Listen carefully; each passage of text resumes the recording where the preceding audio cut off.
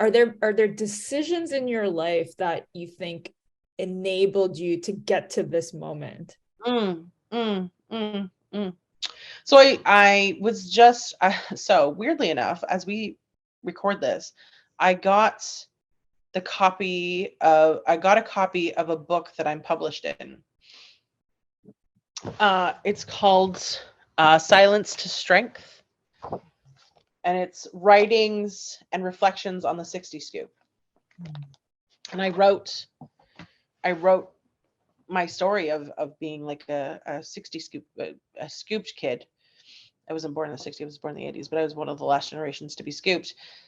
Uh and reading it just before you and I talked, like reading it and like even crying as I'm reading it out loud to my partner, even though I wrote the words, it's my story, and still like in tears.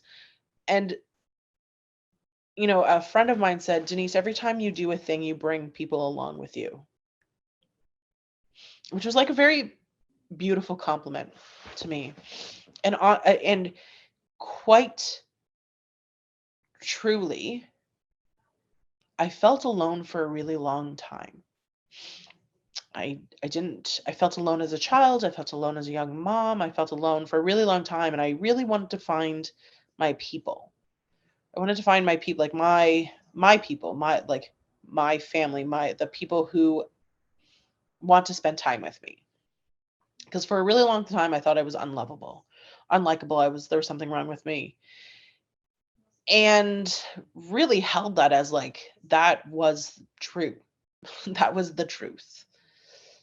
Uh and again, if you don't see the people who look like you, then you have to be the people. I don't want people to feel alone. And I don't want people to feel like they're not heard. And so being in collective, which is a very like lovely Western word of just being in community. I want people to feel like they have community. I want to sell quite selfishly. It's not selfish. Like I quite selfishly want to ensure that I have community. And I think that's